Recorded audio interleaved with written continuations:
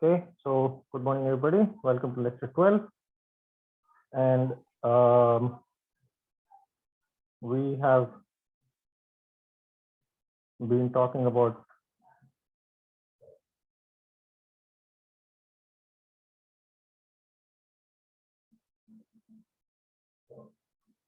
measurement and collapse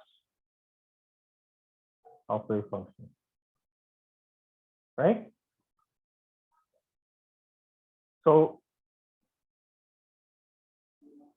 in yesterday's class, what I talked about, am I audible? Am I clear? Is there any problem with my volume or sound? Please let me know. Hello? Yes, sir. It's okay? Yeah. Yes, sir, you Okay. clear, sir. So in yesterday's class, right, I told you that you have some state.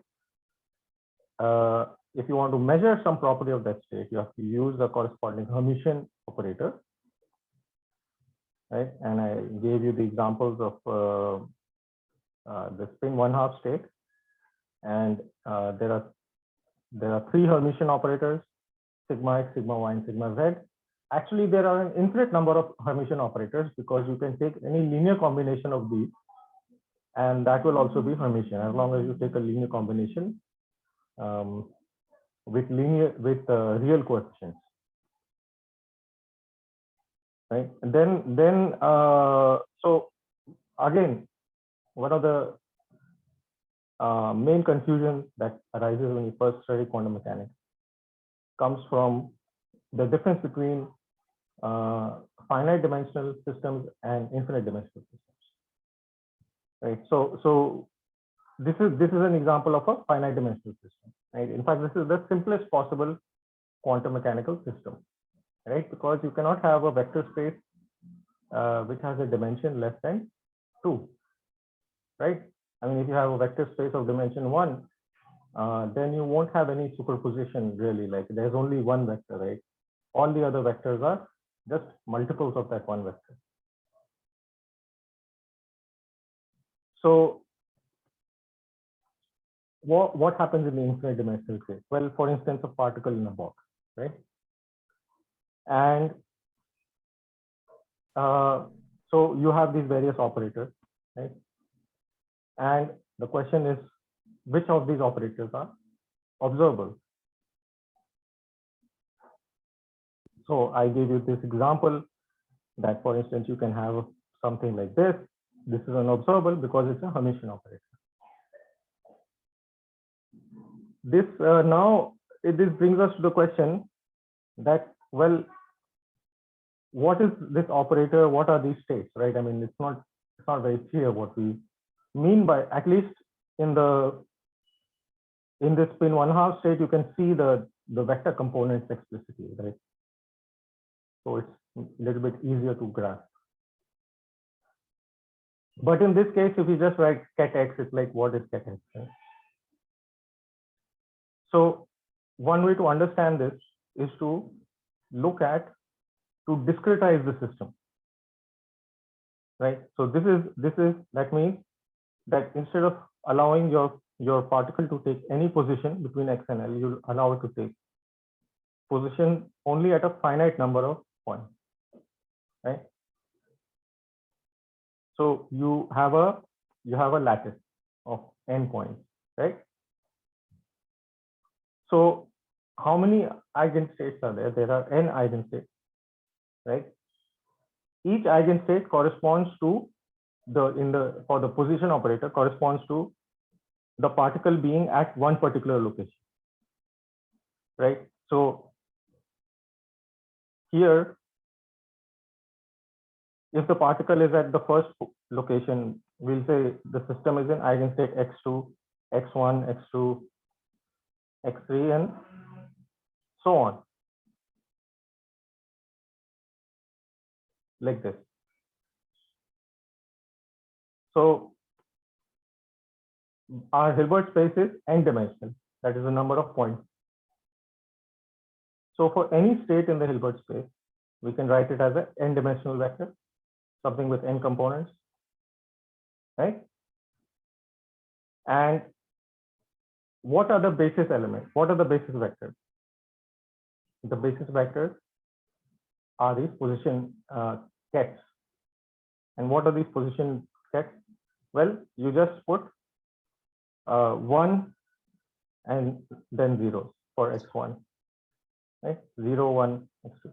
So let me ask everybody, is this what I'm doing so far here? Is this clear to everybody? Is there any doubt in anybody's mind about what is going on at this point? Please ask me. Or is it clear to everybody? Tanuja, Siddhant, Vikas, are you guys there? Yes, sir. It's clear. So Yes. is it okay? Good. Then one can ask, well, what is the position operator? Position operator is just the identity operator, right?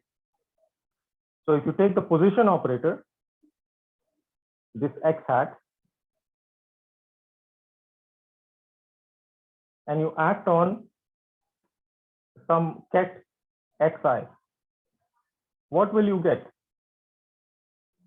Right? You will just get this thing, the position here, which will be xi. Okay, so actually, 1 second. Right. So this is not the identity. It's 1, 2. It's the diagonal matrix, but the components of the diagonal matrix are the positions 1, 2, 3, 4.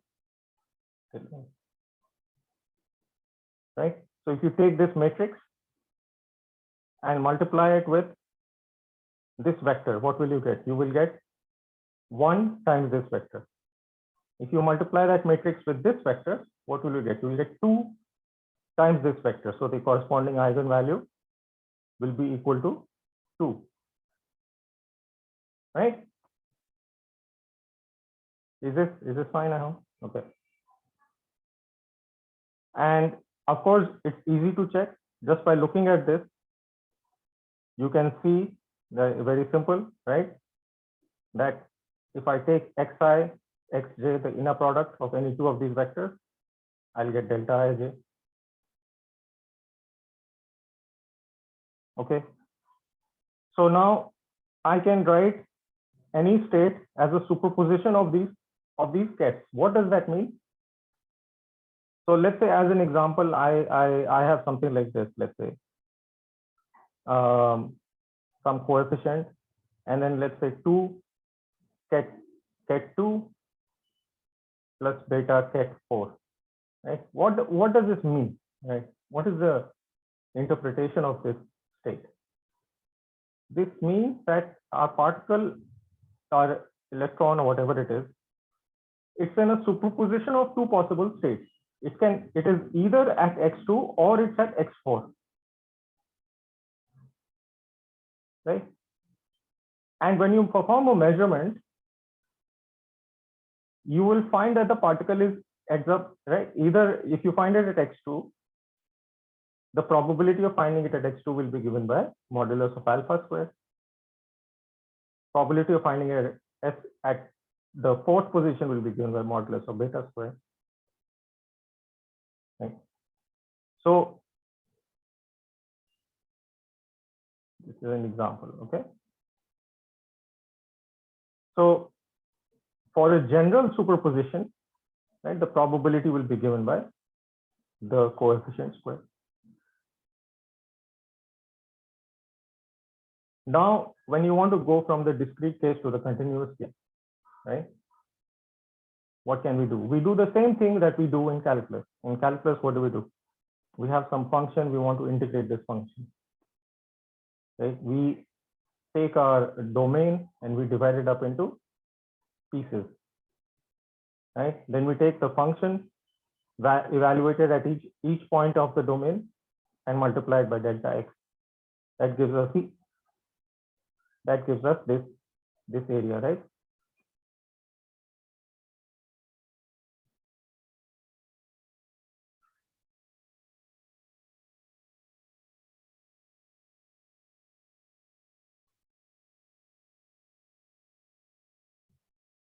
right? And then you add up all of these, and that gives you your integral. And what is the delta x? Delta x is your size of your domain divided by the number of points. So it's L by N,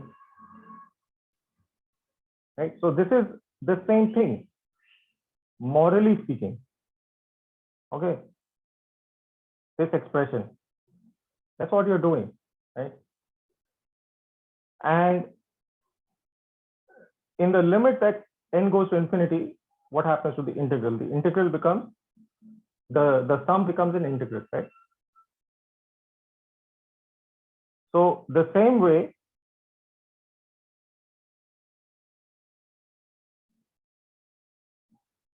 when you go from the discrete case to the continuous case, what happens to your, how do you write your state? You write it as an integral, phi of x, ket x, right? Now x is a continuous parameter. And what is the meaning of psi squared? Psi squared is the probability of finding the particle between x and x plus b. All right. And what about the vectors? What about the state vectors? So for instance, this is one basis vector, right? What happens when I take limit n goes to infinity of this? Well, this also has to become an infinite dimensional. No?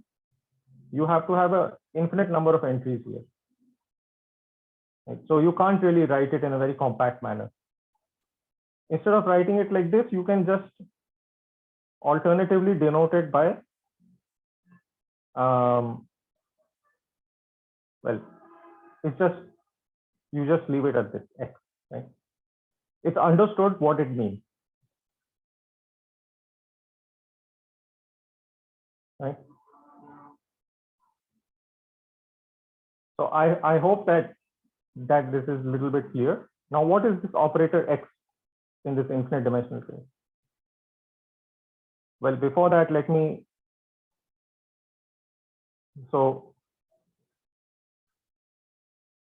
ask, what is this quantity? This quantity is going to be delta x minus x prime, right? So for the finite dimensional case, this quantity was the Kronecker delta, right? For the infinite dimensional case, you have to use the Dirac delta function. This is the Dirac delta function.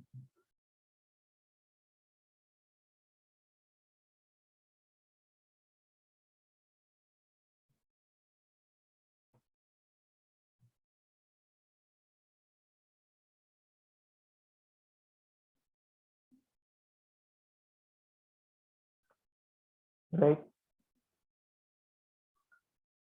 And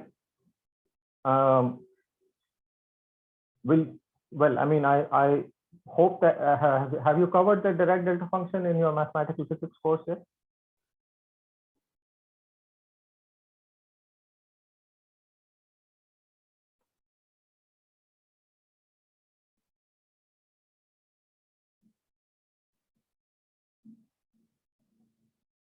Sir, in the BSc we have studied once. You have studied, okay. So how many people are familiar with the Dirac delta function? Can you raise your hands in the Zoom window, participant window?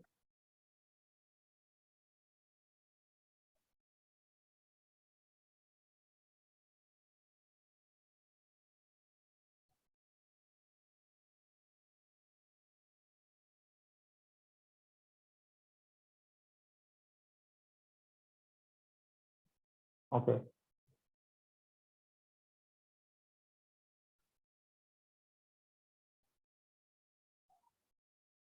Drishika, have you studied the Dirac delta function in any of your courses yet? No, sir. Huh? No. No, not yet. Okay, fine. All right. Thanks. You can lower your hand. So let me just give you a brief introduction to the properties of this of this function. Okay, and when I say brief, it will be like literally very, very brief. Okay. Aditya, do you have a question or you just haven't lowered your hand yet?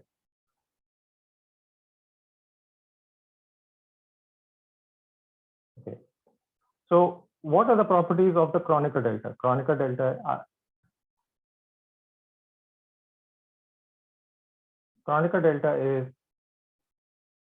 has the property that if you have a sum, like for instance,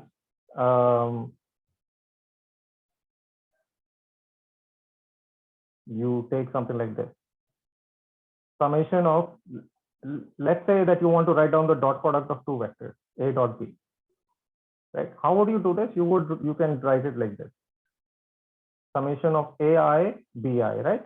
I is equal to 1 to n. This can also be written using the Kronecker delta as summation of I comma j, right? AI bj delta ij. Yes, no, yes,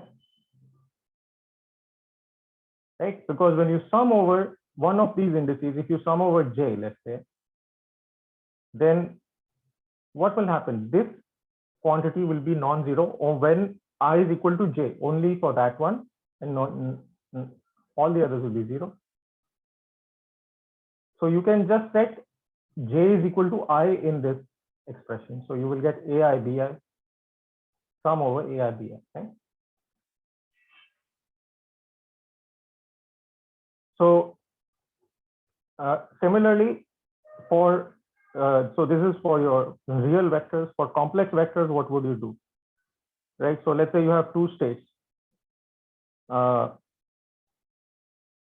is equal to summation of psi xi get xi. Phi is equal to summation of phi xi get xi. Right.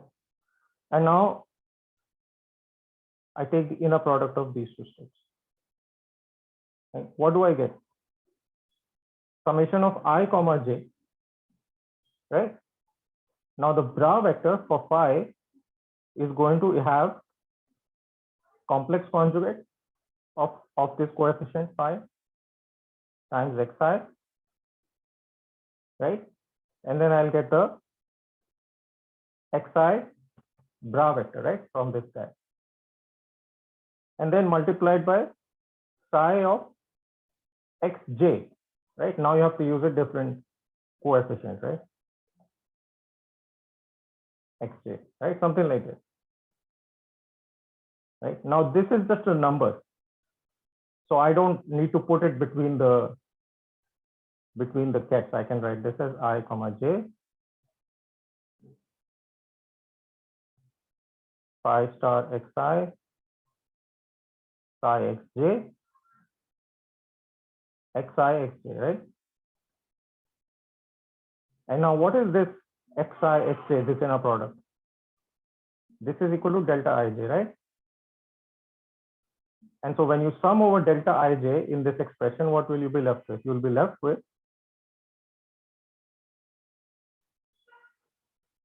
summation of I phi star xi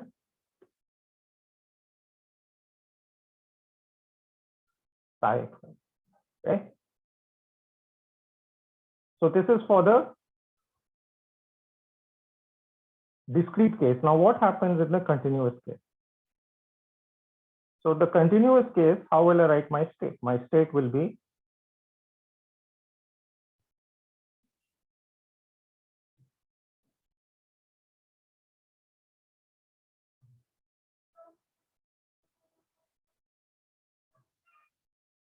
right.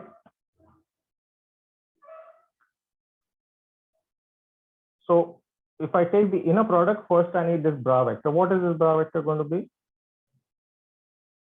Phi conjugate x dx, like this, right?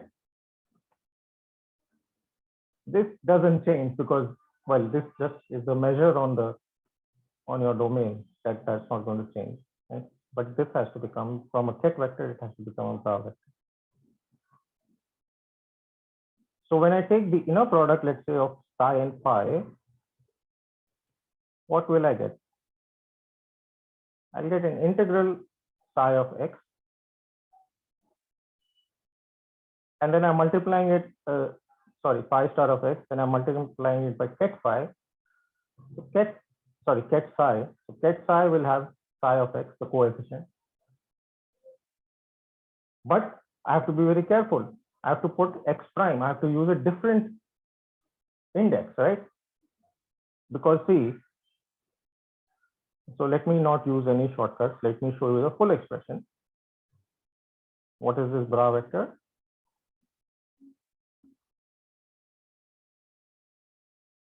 This is the bra vector, and this is the ket vector.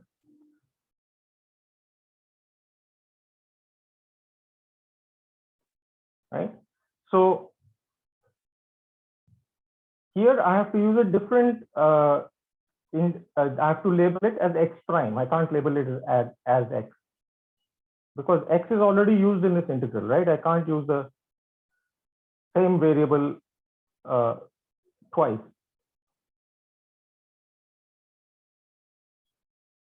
Right now, and this is an integral over x, this is an integral over x prime. So I get a double integral, right, over x and x prime. Dx prime, phi star x, psi x prime. And now I have this inner product between these two. What is this quantity? This quantity is delta x minus x prime. Okay.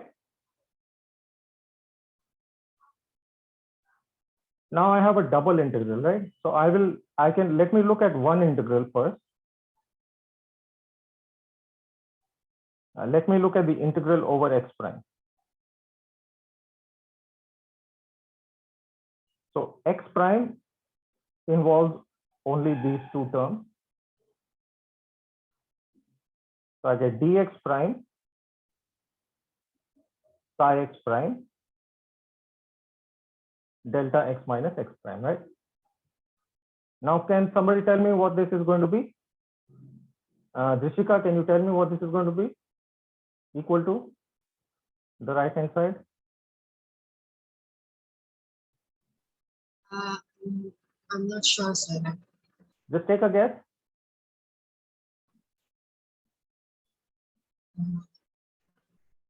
So what is this? This is a sum over all values of x prime, no? Right? Right. And when is this quantity non-zero? When x is not equal to x prime. When x is equal to x prime. Oh, you asked when it's 0. When is it not zero? Oh,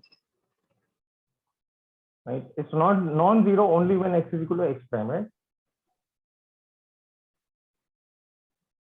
Right?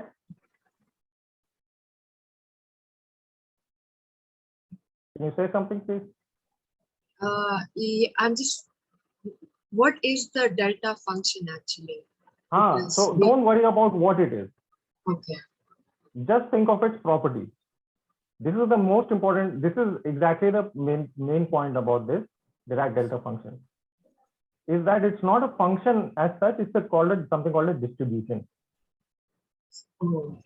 So you don't define it. You don't give it a explicit analytic expression. There are many different ways to define the delta function in terms of actual function. Okay. Got it. But its main property is the fact that it is non-zero only when x is equal to x prime. So when you take this integral, what will you get? Can you tell me now?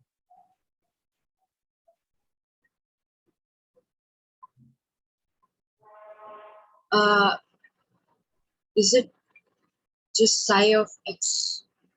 Yes, exactly. It's just psi of x. Psi of x. Right? This is the point at which most people, get lost right now. They think that, okay, well, I don't know the form of this delta function. But the thing is, you don't have to know the form of this delta function. You only have to know its fundamental property, which is this. This is the fundamental property of the delta function. Okay. Well, there are a couple of other properties. For instance, it's symmetric in its argument, right? So one can also write it like this: delta x comma x prime. These are two indices. So this sort of looks like delta ij, right? So if you look at this integral now, you have the integral over dx prime, psi x prime, delta x minus x prime. You will just get psi of x, right?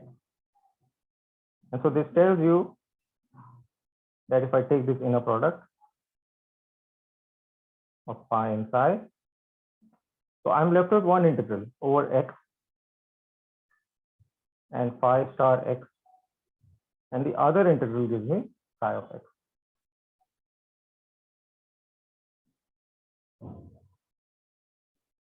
So does everybody understand what, right? That this is the inner product. This is exactly the continuum analog of the discrete case. In the discrete version, what do you have? This quantity becomes summation of I phi star psi star xi and then phi, sorry, xi, right? This is the component wise sum. So when you go to the continuous case, the sum becomes an integral. That's all.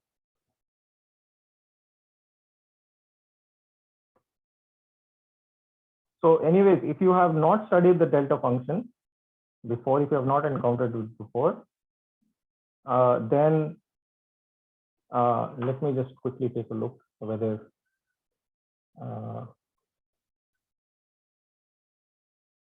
so I have shared Barak Shoshani's notes with you, right?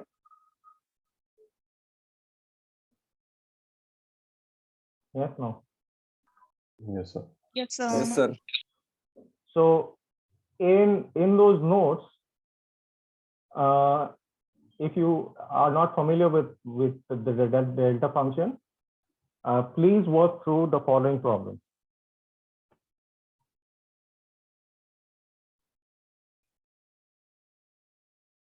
It's problem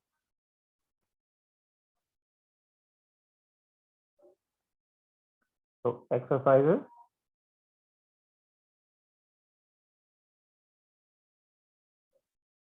Problem number 5.18, and there are 4 parts, A, B, C, D, and 5.19.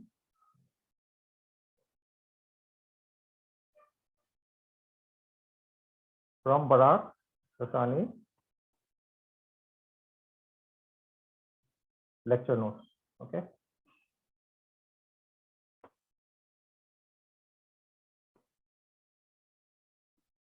And please note that I can ask these questions on your quiz or your midterm, okay? So don't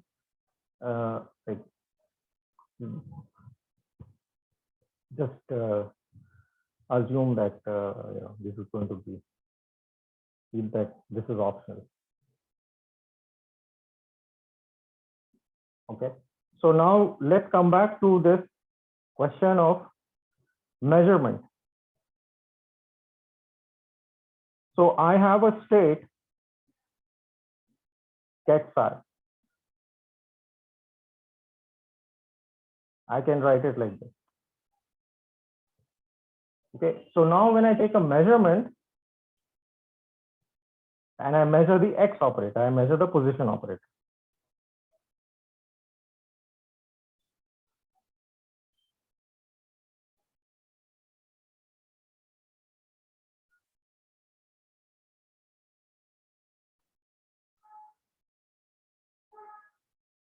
X hat. what will be the result? Can anybody take a guess and tell me?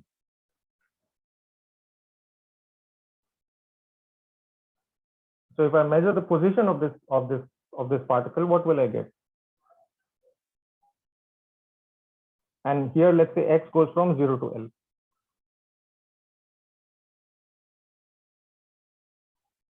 Kusum, are you there? Yes, sir. Are you following? Yes, sir. So Doc- if I measure the position of the particle, right, what will I get? Can I get L by 2?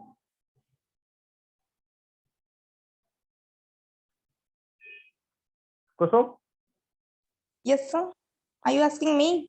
Yes, of course I'm asking you. Sir, it's a bit confusion here. So, That's why I'm asking, no? To clear the confusion, right? yes, sir.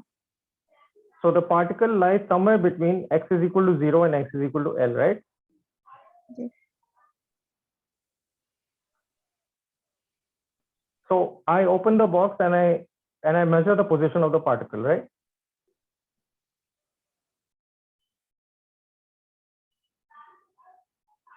What value do I get?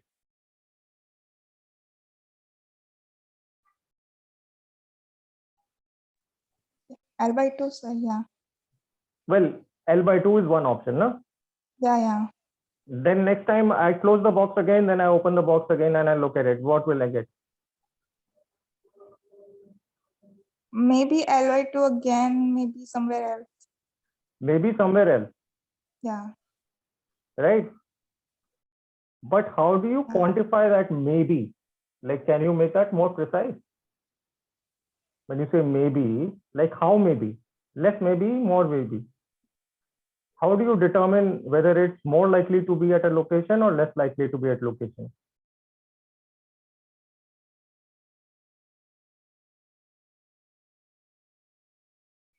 Prashant,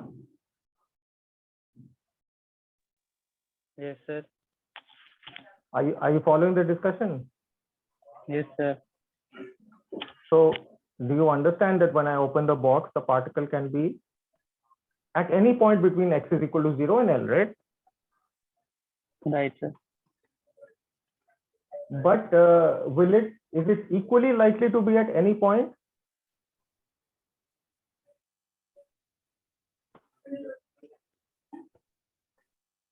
Yes, sir. We can say that we open it and we find the position. We can say that it can be anywhere It between can be anywhere. x Okay. equal to 0 to Now, okay, let's say my system is in the ground state. Okay, the ground state of this infinite potential well looks like this, right?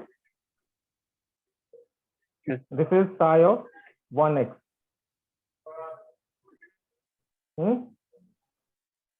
Now, would you say that the particle is equally likely to be at any point?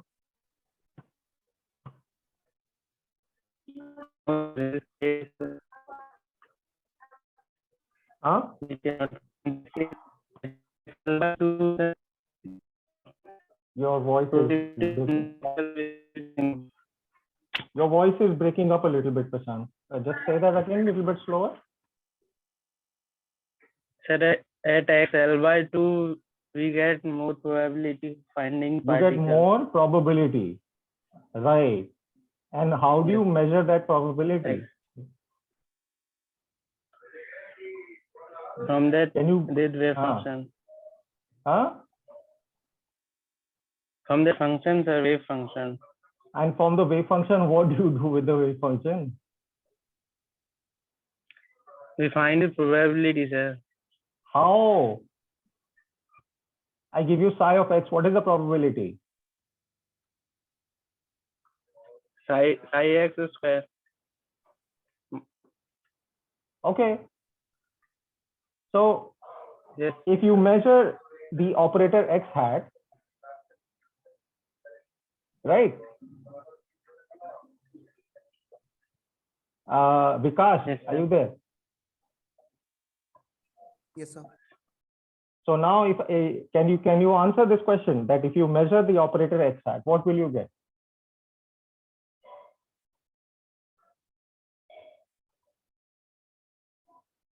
Vikas, are you there or not? We are talking about how probable where particle will be. Ha.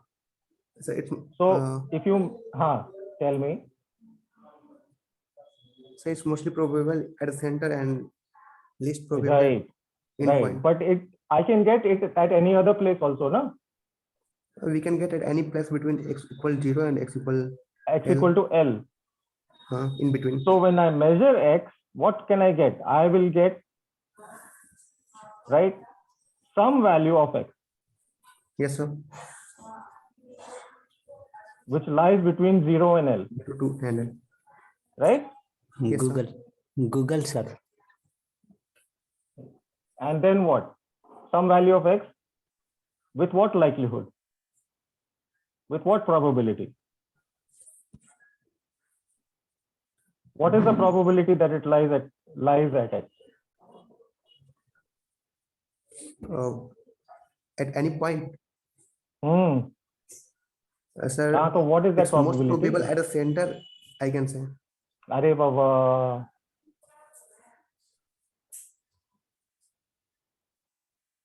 And then I to give you a different state, let's say now I give you this state, okay? Mhm. Now what will you say? In between x equal 0 and L by 2. So if it lies at an arbitrary point x, with what will be the probability of finding it at that point for any wave function?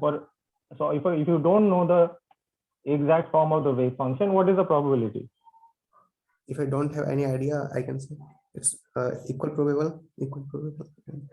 Psi x square.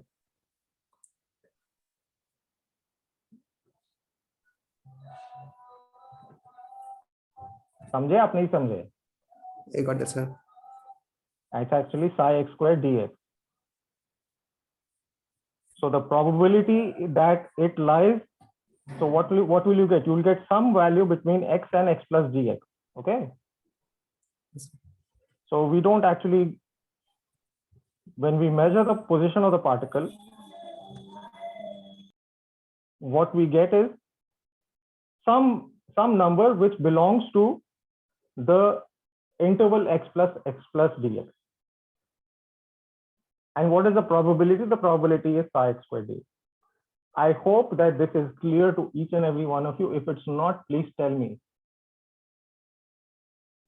Sir, I have one question. Yes.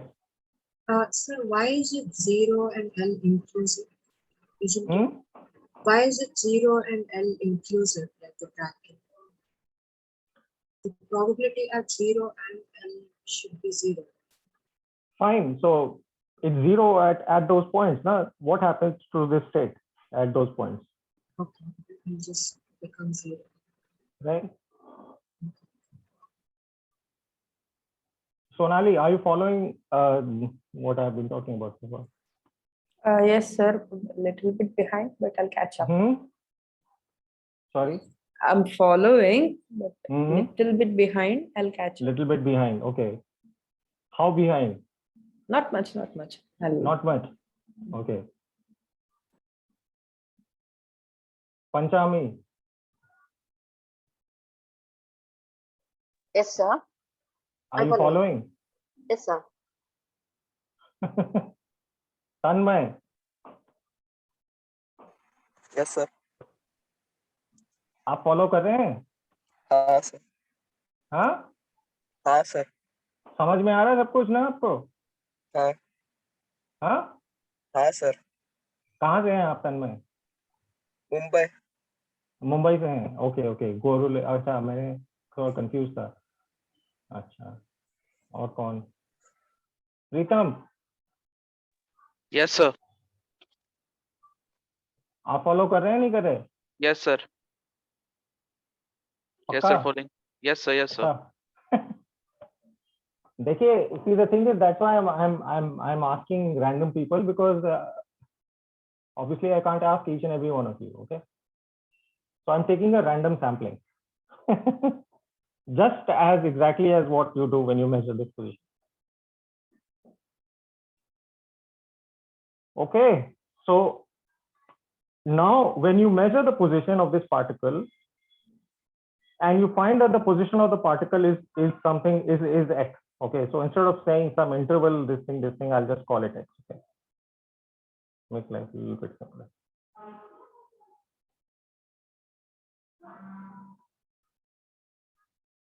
What is the state of the system after I measure? Before the measurement, this was the state of the system, right? So let me go back to the spin 1/2 example.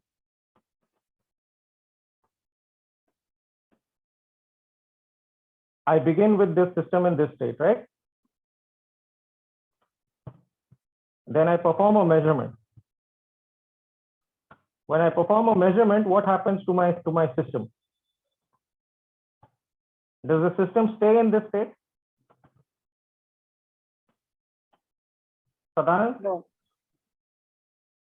It collapses, sir. Collapses to which state?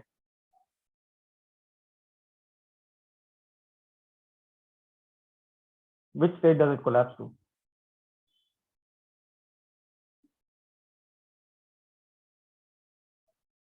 Siddhant? Yes, sir. Which state does it collapse to? Sir, position space. Hey Bhagwan, is there any position here? Am I talking about a position operator? No, sir, no. Then what are the basis states here?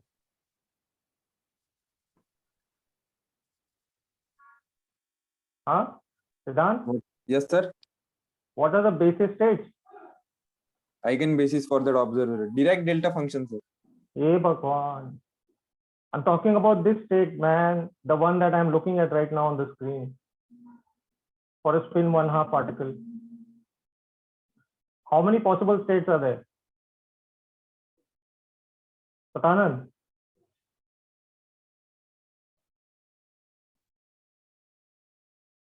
Sadanand, are you there?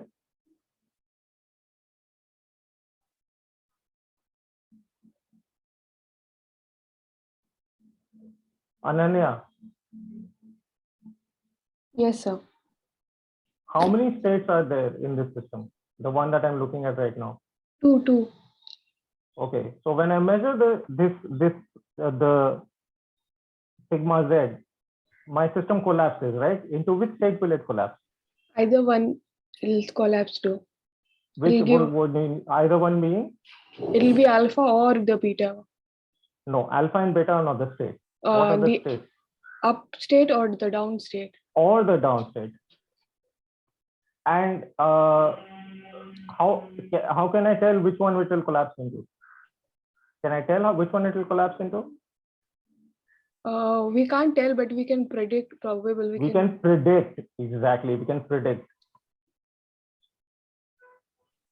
So now we come back to this same thing. So here it collapses to, we get some value of x with probability this. So after this, what is the state of the system after this collapse? How will I write the state? Is the state still a superposition over all the position eigenstates? What is the state of the system after collapse?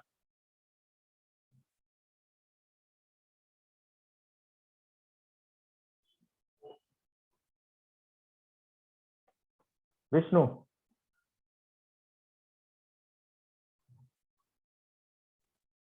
Size just psi of x and that collapses state. No, what? Sorry? That collapses state with its probability amplitude. Probability is psi of x squared. What is the resulting state? Psi of x x. Is psi of x the state? No, no? No, sir. No. So you're saying that the final state is what? Ket x. You're saying Ket the final state is psi of x ket x. No, it's just ket x. It's just ket x. Thank you. It's just ket x.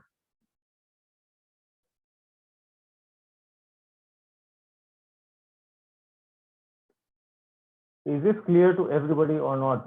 Rahul? Yes, Abhishek, sir. आप लोगों को समझ में आ रहा है यहाँ पे क्या हो रहा है? हर्ष, आरती, Yes, are you guys, are you, do you follow what is going on here? Yes, sir. Yes, sir. You look again, whenever you're in doubt, go back to the simplest case. Go back to this case. Right? When I measure the system ends up in one of the eigenstates. Which eigenstate? Well, it can either be the up state or the down state. So after measuring, this system will end up in an eigenstate of which operator? Of the position operator. Right? Which eigenstate? Well, it can be any one of the position eigenstates with some probability psi x squared. And what will be the final state? The final state will be ket x.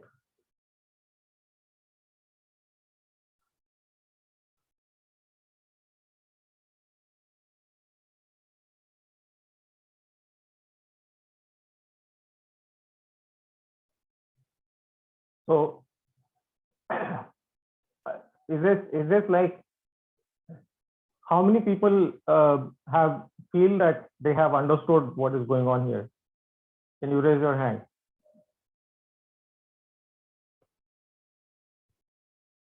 Sir, here ket of psi is just One second. Just let me see the number of raised hands first, okay?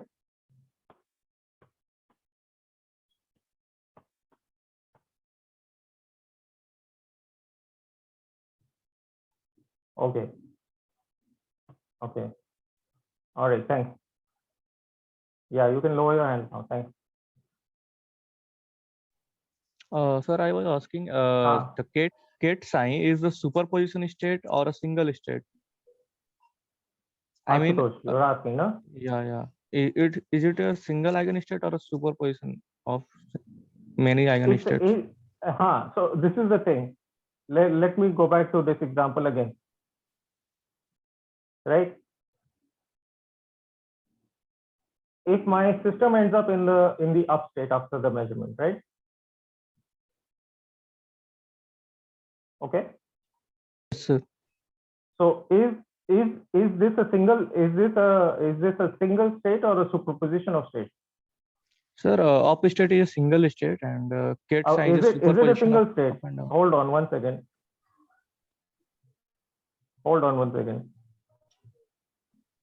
You remember I defined these states, these plus and minus states? Ashutosh? Sir, I started class late. Sir, I was late in the class yesterday. No, this is from day before yesterday's class, not yesterday, Yeah. yesterday's class. I defined these plus and minus states. I define them here, right? Yes, sir. So I can invert this relationship. I can write psi is equal to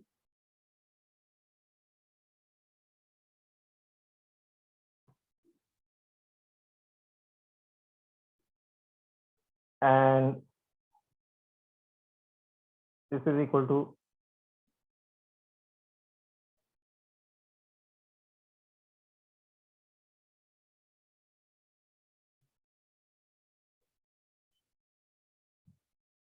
now. Is this psi a single state or a superposition of states?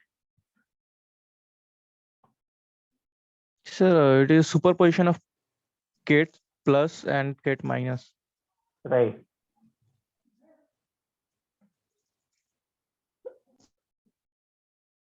So is it is it a single state or a superposition of? Is this a single state or a superposition of states?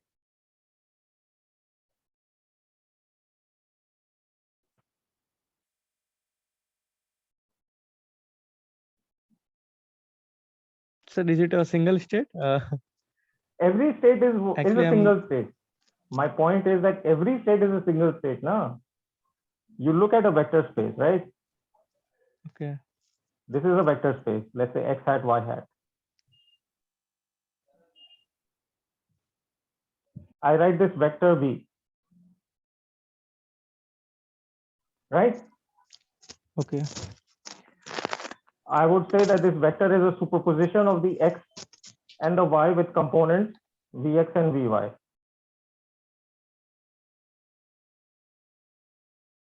Right? Yes, sir. Now imagine that I change my basis. Okay.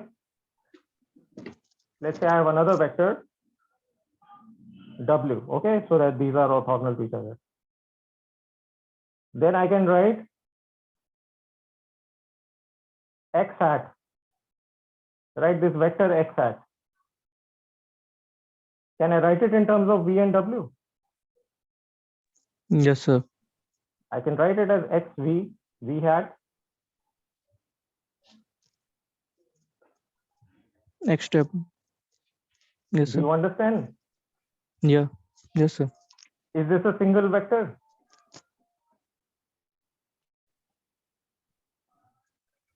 So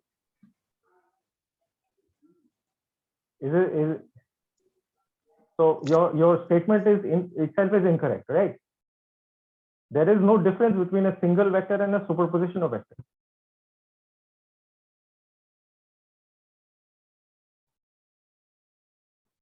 Do you understand what I'm trying to tell you? So you were just saying that every state is single state, right? Right. So- And it depends on the basis in which you look at it. Yes, sir. Yes, sir. So here, if I look at the V state in a basis X, Y, then V will have more than one component, right? Yes. So for every basis is itself eigenstate of that. It's a basis. Superposition state. Every basis will be eigenstate of some operator, some Hermitian operator. Yes, sir. Okay, so these are the eigenstates of the position operator. Okay, sir. What we will see later on is that you can construct eigenstates of the momentum operator. Those states we will write as ket p. Actually, yeah, ket p, ket k actually. And what is ket k? We can write it as a superposition of position eigenstates. We can write it like this. This is a momentum eigenstate. Why is it a Yes, sir. momentum eigenstate? Because if I take the momentum operator, what is the momentum operator? Minus I Minus bar d iota by h bar dx, del by del x. Yeah. right? Yes, sir. If I take the momentum operator and act on the state k, right? What do I get? I get k times k.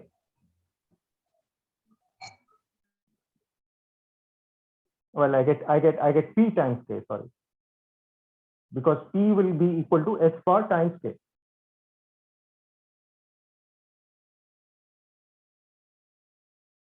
Right? So is this an eigenstate of the momentum operator? Yes, sir. But is it an eigenstate of the position operator? No, sir. Is this an eigenstate of the position operator? No, sir. This is not, this ket x is not an eigenstate of the position operator. That is the eigenstate of position. Is it an eigenstate of the momentum operator? No, sir. No. So when I measure the position operator, the system will collapse into what? It will collapse into an eigenstate of position or an eigenstate of momentum? Eigenstate of position. One of the eigenstate of position. Right? Position, exactly. Okay, now I'll let you all go because you have class. So, and your CR is getting nervous. So yeah, you all are free to leave. Abhishek, you have a question you, though? Thank you, sir. Thank you, sir. Abhishek, you have a question? Your hand is raised. Sir, you have asked for someone interested in a project work. Beta, abhi baad mein. You contact me directly, okay? Not in the middle of class. Okay, sir. Okay? Okay, sir. You contact me separately. Email me. Sir, I have mailed Alright. you already. Yeah. Okay, good. All right. So I'll stop here, okay? Sir, I just had one question. Ah, I please. just wanted to clear one little thing up. When you say after measurement, do you mean the result when we measure the system? Huh? Do we? Like when you say after measurement, right? After measurement, the state collapses into an eigenstate. Ah. So when you say Mhm. after measurement, you mean the result we get when we measure the system. Is that what that means?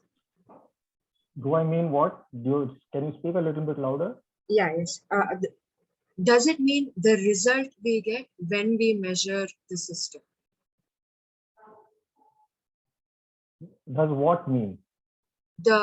When you say after measurement, that term, you said before measurement, it'll be psi. Yeah. Psi will be in a No, that's what I superposition. mean, right? So measurement gives you a result. No, measurement gives you a number. Right. So after we stop measuring, it goes back into that No, superposition. no. After we stop measuring, Okay. so just after measurement, it is in this state. Right. And then you leave the system, and then the system will start to evolve according to the Dirac, using the Schrodinger equation. Okay. We haven't talked about time evolution yet, but it will start from this state. Okay. So it doesn't go back to superposition. No. Okay. That information is lost. Okay. Okay. Yeah. Yes. Thank you. Anybody else has a question?